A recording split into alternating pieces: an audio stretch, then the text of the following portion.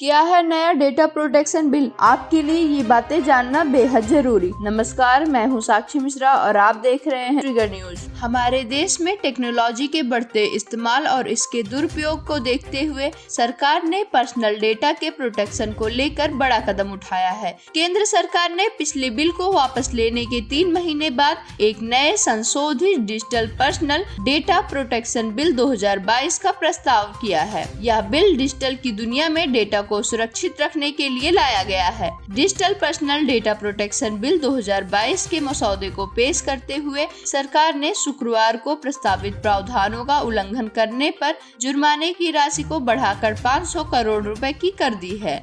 इसका मतलब है कि संशोधित बिल में डेटा का गलत इस्तेमाल किए जाने पर 500 करोड़ रुपए तक की पेनाल्टी का प्रावधान किया गया है। यह उस पर्सनल डेटा प्रोटेक्शन बिल के स्थान पर पेश किया गया है जिसे अगस्त में वापस ले लिया गया था। एक रिपोर्ट के अनुसार यह संशोधित बिल सोशल मीडिया और अन्य तकनीकी कंपनियों के इर्द गिर्द है। डिजिटल पर्सनल डेटा बिल में कहा गया है, सरकार के पास उन देशों को स्पेसिफाई करने की ताकत होगी जिन्हें कंपनियां पर्सनल डेटा ट्रांसफर कर सकती हैं। वहीं इस कानून का पालन हो, इसे सुनिश्चित करने के लिए सरकार एक डेटा प्रोटेक्शन बोर्ड भी बनाएगी जो कंज्यूमर की शिकायतें सुनने के साथ उसे हल भी करेगा। इसके साथ ही केंद्र सरकार इस अधिनियम के प्रायोजनों के लिए एक बोर्ड की स्थापना करेगी जिसे data protection board of India कहा जाएगा। नए बिल के अनुसार कोई यूजर अगर अपना सोशल मीडिया अकाउंट डिलीट करता है तो कंपनी को भी उसके डेटा को खत्म करना होगा। कंपनी यूजर के डेटा को तब तक ही सेव रख सकती है जब तक उसका व्यावसायिक उद्देश्य पूरा नहीं हो जाता। इसके साथ ही यूजर्स को अपने पर्सनल डेटा में सुधार करने और मिटाने का अधिकार होगा। नए ड्राफ्ट बिल के मुताबिक किसी भी कंपनी या संगठन को बच्चों को नुकसान पहुंचाने वाली किसी भी डेटा को संरक्षित करने की अनुमति नहीं दी जाएगी। इसके अलावा बच्चों के डेटा को रखने के लिए नियमों का एक नया सेट भी है। किसी भी कंपनी का बच्चों के डेटा तक पहुंचने के लिए उनके माता पिता की सहमति जरूरी होगी। सोशल मीडिया कंपनियों को यह भी सुनिश्चित करना होगा कि टारगेट किए गए विज्ञापनों के लिए बच्चों के डेटा को ट्रैक नहीं किया जा रहा है।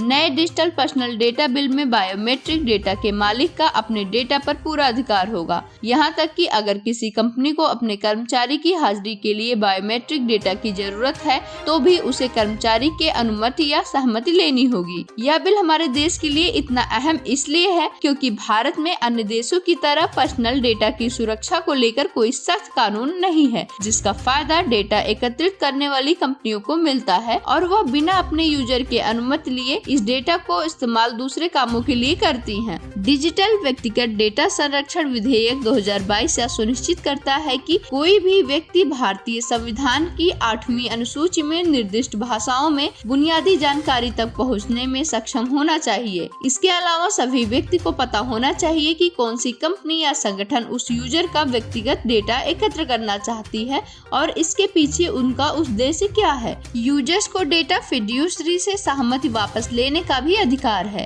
डिजिटल प्रोटेक्शन बिल में एक ऐसे खास टर्म का इस्तेमाल किया गया है जो देश के इतिहास में पहली बार हो रहा है। दरअसल इसमें महिलाओं और पुरुषों सभी के लिए हर सी शब्द का इस्तेमाल किया गया है। अब तक के विधेयकों में सभी जेंडर्स के लिए ही का इस्तेमाल किया जाता था। सरकार का मानना है कि हर सी टर्म का इस्तेमाल कर महिलाओं को प्राथमिकता दी गई है। Digital personal data protection bill 2022 के कुछ नियम इस प्रकार हैं। कंपनियां बिना आपकी मर्जी के नहीं इस्तेमाल कर सकेंगी आपका डेटा। कंपनियां हर डिजिटल नागरिक को साफ और आसान भाषा में सारी डिटेल्स देंगी। किसी भी समय ग्राहक को अपना कंसेंट वापस लेने का अधिकार होगा। डेटा के गलत इस्तेमाल पर 500 करोड़ तक पेनाल्टी का प्रावधान होगा। सरकार की अगर इच्छा हो तो राष्ट्रीय हित में एजेंसियों अथवा राज्यों को इसके एम्बिट से बाहर रख सकती हैं। डेटा स्टोरेज के लिए सर्वर देश में या मित्र देशों में ही हो सकता है। इन देशों की लिस्ट सरकार जल्द जारी करेगी। सरकारी एजेंसियां और संस्थान असीमित समय तक डेटा रख पाएंगे। भारत में किसी भी व्यक्ति को निजी डेटा को सुरक्षित रखने के लिए इस बिल को 11 दिसंबर 2019 को संसद में पेश किया था।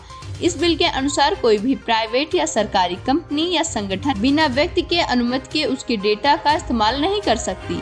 इस बिल में राष्ट्रीय सुरक्षा कानूनी कार्रवाई के लिए इस डेटा का इस्तेमाल किए जाने का प्रावधान भी शामिल था। इस विधेयक को साल 2018 में जस्टिस BN श्री कृष्ण की अध्यक्षता वाली विशेषज्ञ समिति द्वारा तैयार किया गया था, जिसके बाद साल 2019 में केंद्र सरकार ने इस बिल को पेश किया था और दिसंबर 2021 में संयुक्त संसदीय समिति के पास भेजा गया था। इस विधेयक को इसलिए वापस ले लिया गया था ताकि केंद्र सरकार संसदीय समिति की सिफारिशों के आधार पर नया विधेयक तैयार कर उसे संसद में पेश किया जा सके। अगर आपको यह वीडियो पसंद आई हो तो इस वीडियो को लाइक करें, अपनी राय कमेंट सेक्शन में हमसे साझा करें और इसी प्रकार की ट्रेंडिंग न्यूज जानते रहने के लिए ट्रिगर न्यूज को सब्सक्राइब करना ना भूलें।